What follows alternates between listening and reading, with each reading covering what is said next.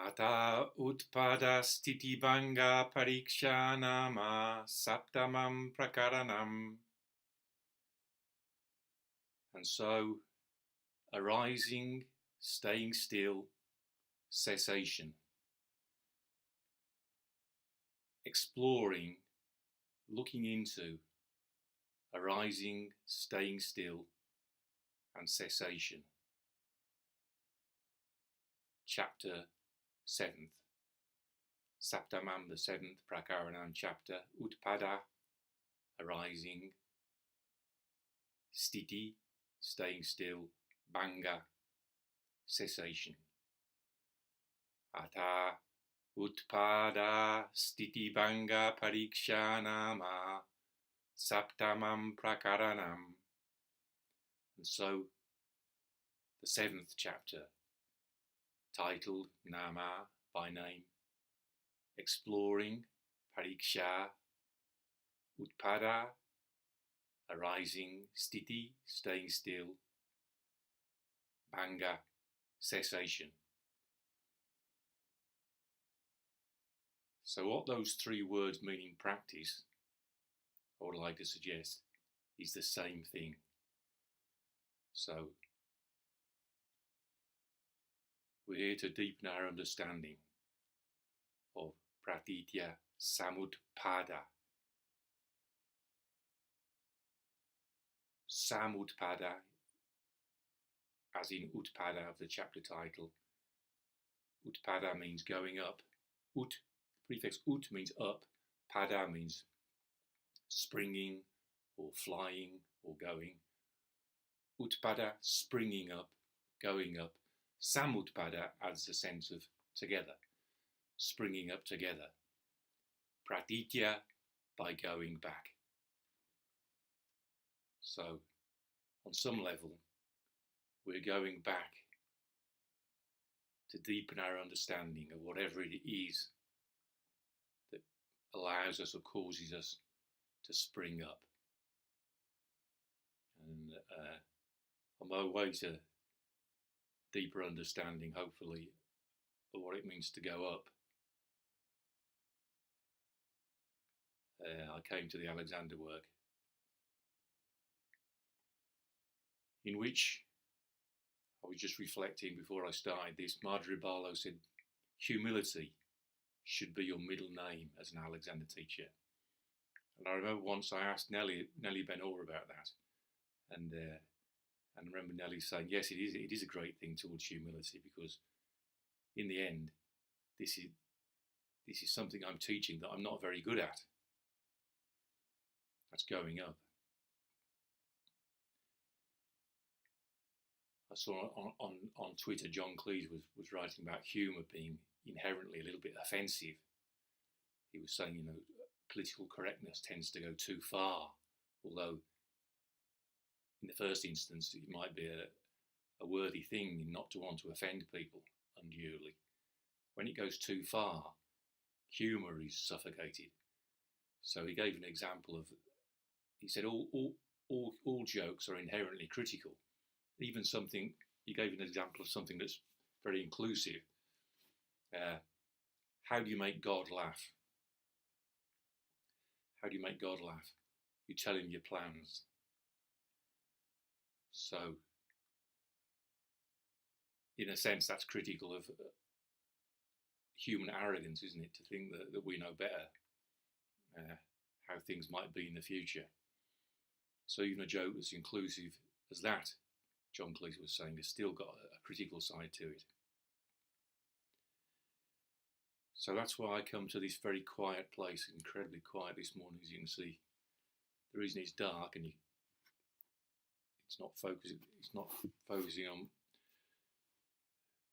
my face, there we are, as well as it usually does, is because there's 2 or 3 inches of snow on top of the plastic roof,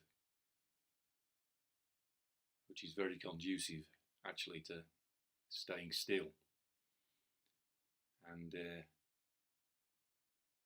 if you read Marjorie Barlow's 1965 lecture, in which she introduces the Alexander technique, or outlines the Alexander technique very nicely, you can find it on my website at themiddleway.org, the-middle-way.org, you'll find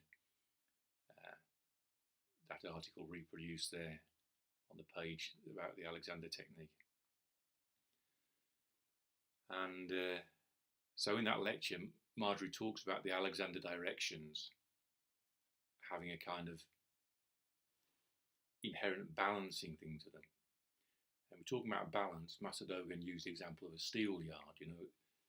So you've got the pivot and the steel yard on top. And when it's in balance, it doesn't move, it's still.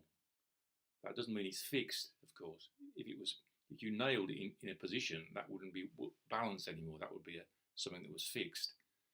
So Master Dogen recommended, you want to understand balance, study a steel yard. And there you have it. You have balance is a kind of stillness where things aren't fixed, but they're in a sort of dynamic equilibrium, if you like. Well, that's the kind of stillness that Marjorie Barlow was pointing to, that the directions bring about.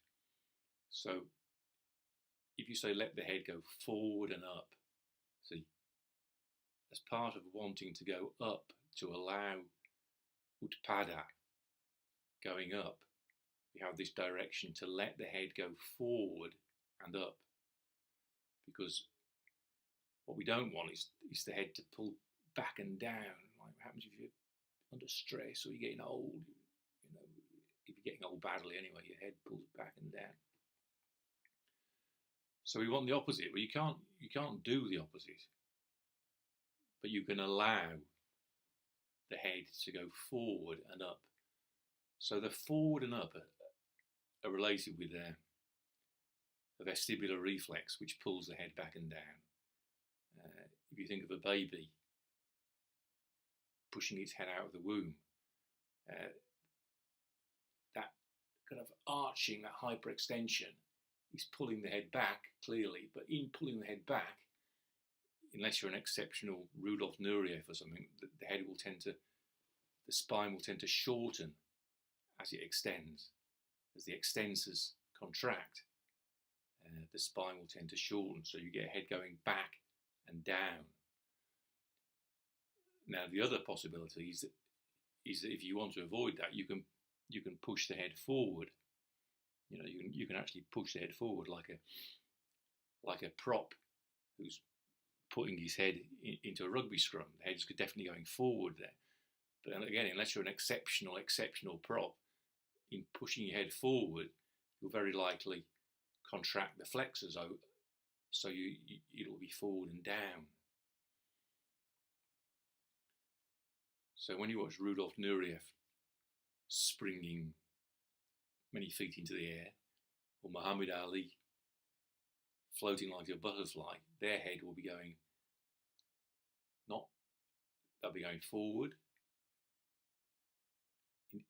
If Muhammad Ali was moving his head forward in his heyday, he would also be allowing it forward as direction.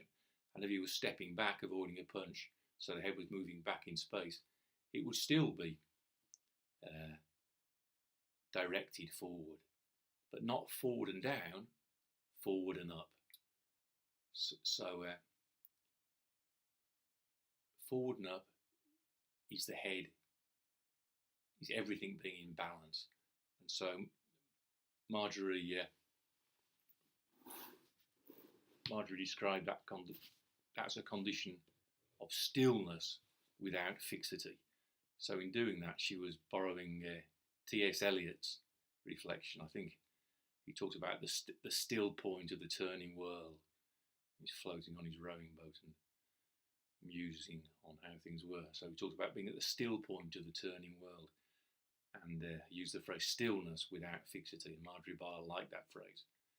She thought it summed up what directions were all about. So head forward and up is a direction for going up, utpāda. It's also a direction for stillness, sthiti, staying still.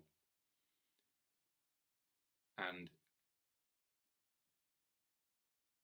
equally, as Nellie Benor once said, direction is the truest form of inhibition. So if we take, for example, the back to lengthen and widen, you can't do anything to make your back lengthen and widen. You can do something to make it lengthen. So if you watch my head now on the computer, on the screen, I can make it. You see, I'm making it go up there. So actually, the top of my head goes out of shot. But in so doing, make it difficult for myself to breathe, because that is the back lengthening and narrowing. Now, the alternative, the kind of thing I used to do before I became too interested in being upright and the spine lengthening, in my old karate days, I would sit in the pub with my elbows on my knees, drinking my pints of Tetley bitter or pints of Guinness, and my back would be widening. It was very relaxed, hands on the knees, and I'd be doing weight training at the same time, and I have a sense of my back being widened. And in fact, that reminds me that when I went back to England in 1985, saw my former girlfriend again for the first time in a couple of years, I remember saying to me, "I'm not getting at you, Mike, but what's happened to your back? You used to have such a big, broad back." And I thought, bloody hell, it must be because it didn't, she'd recognised it, I couldn't too. So my response, the typical unenlightened response of the doer, Avid van Karakas Tasman, the ignorant one, therefore, is the doer. What did the doer do, hearing that my back wasn't as good as it used to be, according to my old girlfriend? Rather than pratitya, going back and think, well, where have I gone wrong? Where have I gone wrong in my approach? Which would have led me to realise, as I did eventually, that trying too hard to have the spine lengthen makes you tight and narrow of the back. But I didn't realise that. So what I did is just did a lot of press-ups. And again, what was surprising about that, I become obsessed about doing press-ups, thinking it was going to make my back widen. I don't think it did make my back widen, but it made me very good at doing press-ups. And so when I was 26, I started working as a copywriter for a small editing firm in Japan, which was hell on earth for me, being stuck in an office for hours on end. But I used to go into the stairwell and just fire off 100 press-ups, and it was just as easy as falling off a log, if you do it every day. So I became very good at doing press-ups, but it wasn't the solution to getting back together with my old girlfriend. That would have required me to go back to the source, I think, of the narrowing back, and that source, you might have guessed it. Who am I going to blame? Probably don't even need to say it, but so lengthening without widening is not stillness. It's not balance. It's not like the steel yard with a dynamic equilibrium. And also, just widening by dint of shortening is not what we want either. So we want something that can't be done. And I'm suggesting that the direction, therefore, the back lengthen to widen, is inhibitory. It's what Nelly Ben-Or said. The truest form of direction, the truest form of inhibition is direction. And this also tallies with Gudo Nishijima's take on the Four Noble Truths. That he called it the third noble truth, which is the truth of cessation, Nirodha Satya. It should never be called anything other than Nirodha Satya. The third noble truth is not the truth of action. That would be Karma Satya. It's Nirodha Satya. That means that you see, working with Nishijima Sensei as a translator, you realise his stupidity, because he would regard something like calling the third noble truth the truth of action. That isn't a translation, that's an interpretation. So if you want to do a good translation, you have to do a translation first, then you interpret it. But Nishijima Sensei's tendency was to confuse the two. So he would, for him, the third noble truth was the philosophy of action, which is true. It's the same point that, so if you want to stop doing the wrong thing, direct yourself in a true direction. That's a true principle. But it doesn't mean that Nirodha Satya means the truth of action. Nirodha Satya is the truth of cessation. What I'm saying here is utpāda-sthiti-bhaṅga, going up, staying still, and stopping or cessation are the same thing. That's the real meaning of this chapter title. Utpāda-sthiti-bhaṅga-parīkṣā nāma, saptamaṁ prakaraṇam, the 7th chapter, titled Arising, Staying Still, and Cessation. So as best as I'm able, I've endeavoured to lay the framework for exploring what those words, what that title really means in practice. So this is quite a long chapter, 30 odd verses, and I think the length of the chapter, compared with all the ones we've had so far, conveys something of, there's a lot to be explored here. It's the same, for example, in Ashtaghosa's Soundarananda, by far the longest chapter, with over 100 verses, is Arya Satya Vyakana, the communication of the Noble Truths, Soundarananda, chapter 16. And that really is a key chapter. It's where the Buddha sets out for Nanda how to go about practice. So again, this is a similar chapter. It's really important because it has to do with the essence of what practice is. Going up, staying still, inhibiting. Inhibiting is the Alexander word for stopping.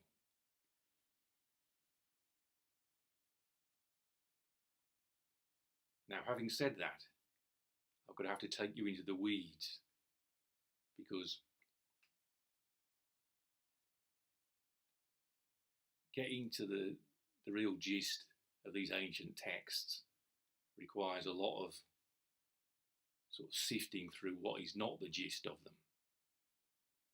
Because between Nāgārjuna and us, there's the interference of various editors and people who made mistakes memorising the verses, as you've heard me do from time to time. When I try to remember, like the other day I was quoting 18.1, is it Atma samyamakam cheta paranugrahakam chayat maitram sadharmastadbijam phalasya pretyacheha cha. The mind of a friend, chetaha maitram, to restrain oneself, atma samyamakam, and to benefit others, parugrahakam, chayat. So, yat, whatever mind of a friend there is. So, chetaha maitram yat, whatever mind of a friend there is, to restrain oneself, atma samyamakam, and benefit others, paranugrahakam, so paranugrahakam cha, and to benefit others, sadharma, that is dharma, that is the happening.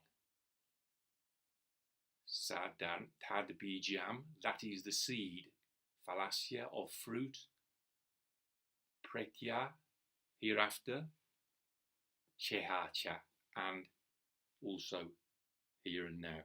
When I was quoting that a few days ago I got the chayat and the chetaha in the wrong way around. So it's an example of how, out of the best of intentions, you can try and memorize these verses and still get them wrong.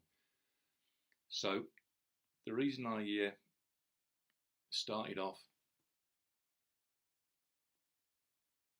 by reciting the chapter title myself instead of going straight to bodhisvara.com is, as you'll hear, the title on bodhisvara.com is an earlier version. So let's listen to it.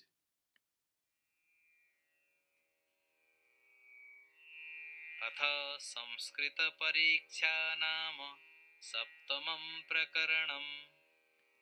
Atha samskrita pariksha nama saptamaṁ prakaraṇam. So Samskrita is the past participle of samskri, and samskri is the root of samskara, which confections, contrivances, doings. It's also the root of samskaroti. He does, the ignorant one does. The ignorant one, sam, because it means together, it can mean accumulate.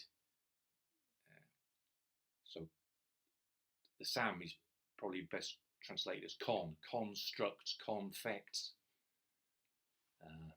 contrives.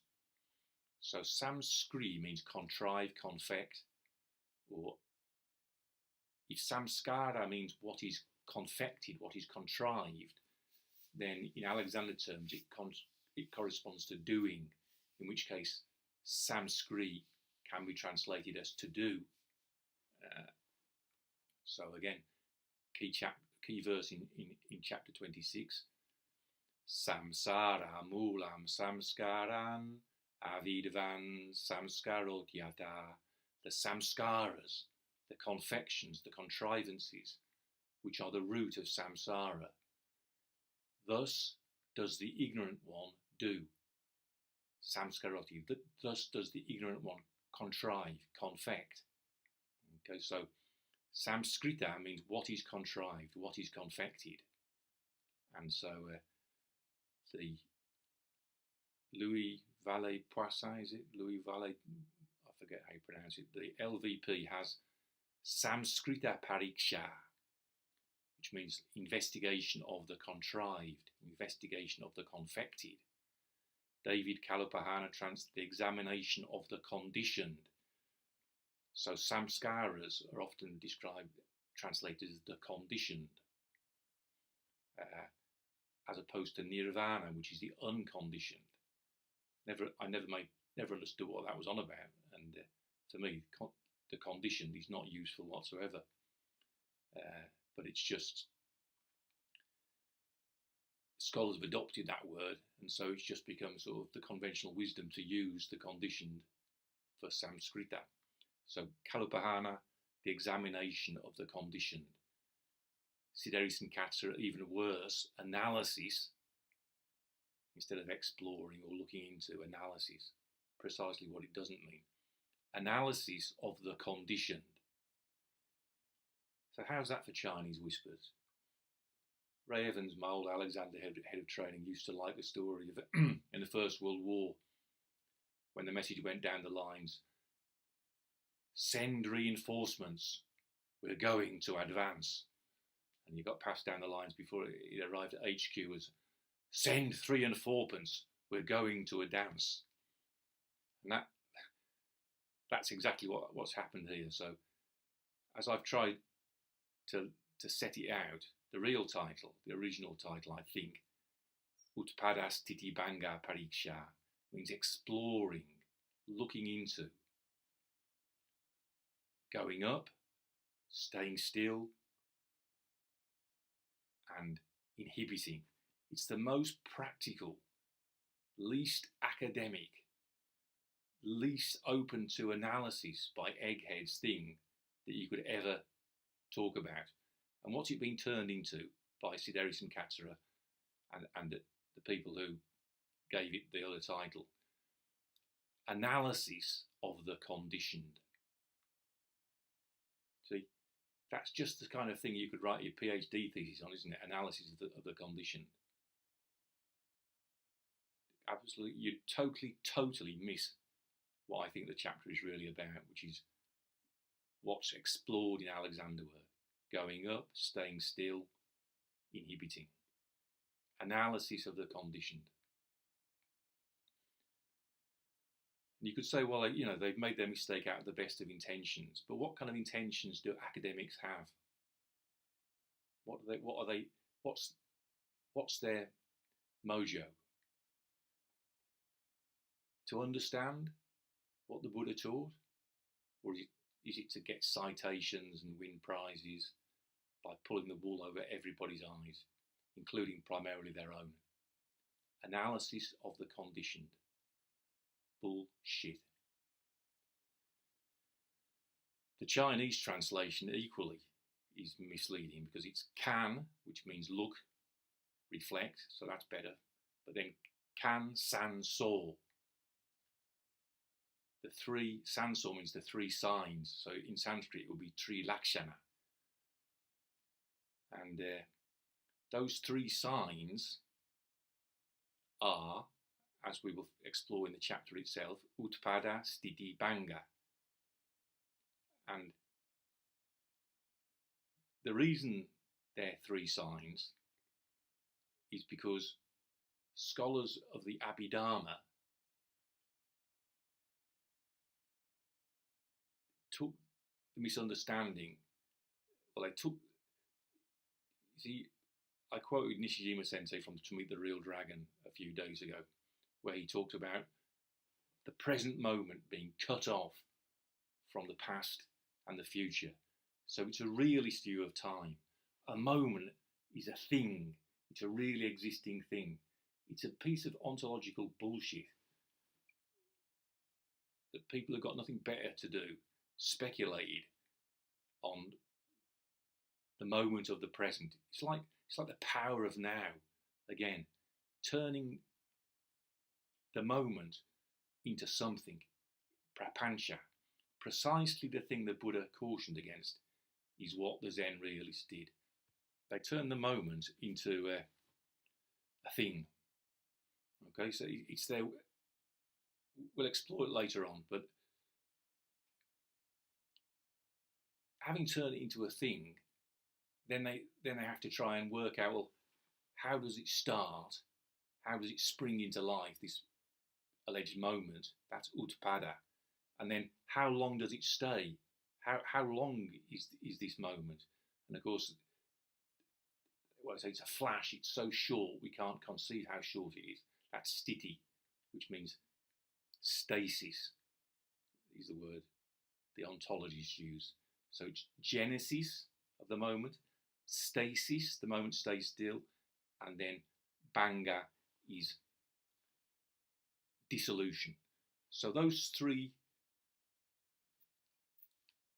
what is contrived, the conditioned things, like, let's say this chair in front of me, the conditioned thing. In the moment, we think of it as a lasting thing, but in fact it's flash, flash, flash, flash of chair, flash of chair, flash of chair.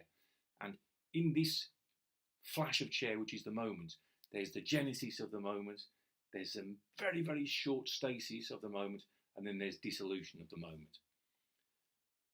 So it's how the Zen realists, the realists, before they were Zen realists, they were Indian realists, it's how they tried to get their head around time. Nāgārjuna will tell us later on that where there is no bhava, there's no existent thing, then how can there be time? So the conception of the moment of the present is false in Nāgārjuna's teaching. So that's why in Chinese you've got kan, san, so. Kan, san, so is the Japanese pronunciation of three Chinese characters. I don't know how they're pronounced in Chinese, but the first character is kan, as in kanji, zaibo, satsu, the bodhisattva who looked into freedom, kan jizai. Then san means three, and so means sign or characteristic. So the amendment to utpāda-sthiti-bhaṅga is as per Xiaoyong Ye in 2011.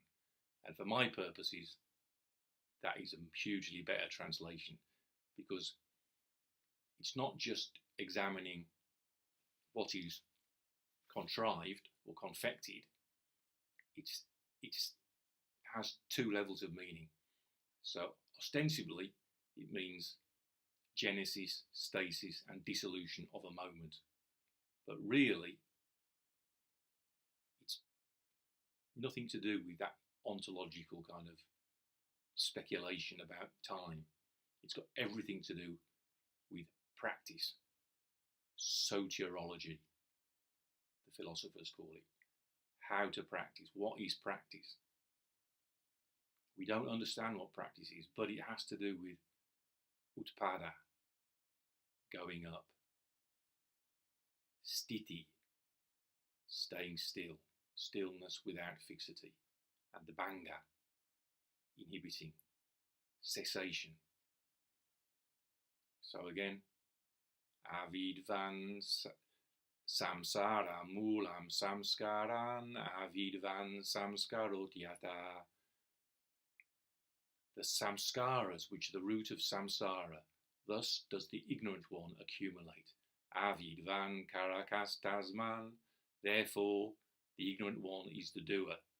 Navidvam statvadarshanat, not the wise one, because of looking into what is, or because of reality being realized. Avidyayam nirudayam samskaranama sambhavaha. Where ignorance is being stopped, there is a non-coming into being of samskaras. A non-coming into being of samskaras. Where ignorance is being stopped, that's bhaṅga, that's cessation, that's inhibition. Avidyayam nirudayam samskaranama sambhavaha. Where ignorance is being ceased, stopped, inhibited, there is a non-coming into being of samskaras. Avidyaya nirodastu, but the stopping of ignorance, the cessation of ignorance, the inhibition of ignorance, jnanasyasya bhavanat, is thanks to, is because of the cultivation, bhavana, jnanasyasya, of understanding of just this, or of just this wisdom. So cultivating of just this wisdom, or cultivating of understanding of just this.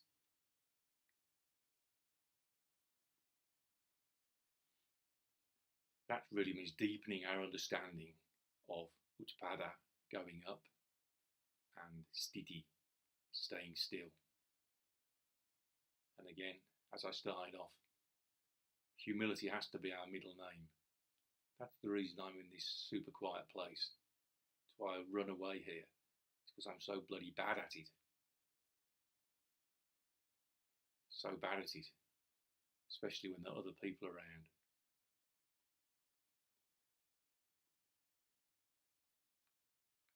And then the final verse of chapter 26. I'll need to go back in order to get into the swing of it again. Avidyayam nirudayam samskaranama sambhavaha. Avidyaya nirodastu jnanasyasya bhavanat. Tasya nirodena. By the stopping, by the cessation of this one and that one. Tasya nirodena. Tattannabi pravartate. This one and that one no longer advance. Tasya nirodena tattannabi pravartate. dukkha skandha kevaloyam evam samyan nirudyate. Dukkha skandha, the skandha, the aggregate of suffering. Kevalo, the whole. I am this. So this whole aggregate of suffering. Dukkha skandha kevaloyam evam, thus, in this way, samyak, well and truly, nirudyate, is inhibited, is stopped, is ceased, is destroyed. It's the same word as bhaṅga, is dissolved. Tasya nirodena tatannabi pravartate. Dukkha skandha kevaloyam evam samyan nirudyate. By the stopping of this one and that one, this one and that one no longer advance.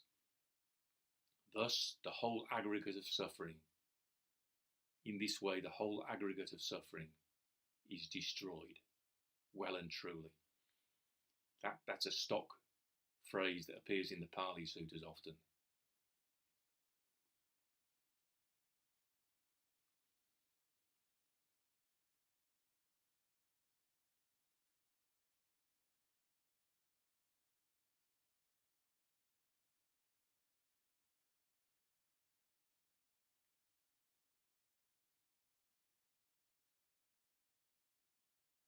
It's so difficult, and it is not helped in the slightest by a translation of the chapter title as Analysis of the Conditioned. Analysis of the conditioned is no use to man or beast. We sit on a round black cushion with our legs crossed to explore the possibility of going up. And if my example is anything to go by, we start off by making an absolute pig's ear of it. We try in our ignorance to contrive the up, to confect the up. And it takes as long as it takes for us to realise there's no future in that. Utpada, going up, is not something we can contrive and confect. All we manage to do by that kind of effort is make ourselves less attractive to our old girlfriend.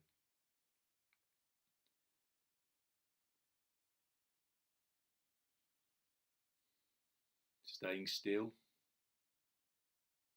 What the Christians say, be still and know that I am God. That's what they say, but how easy do any of them find it? T.S. Eliot talked about the still point of the turning world. But what did he really practice and experience? Probably his mind was full of words the whole time, like many of our minds are. And then inhibition, cessation.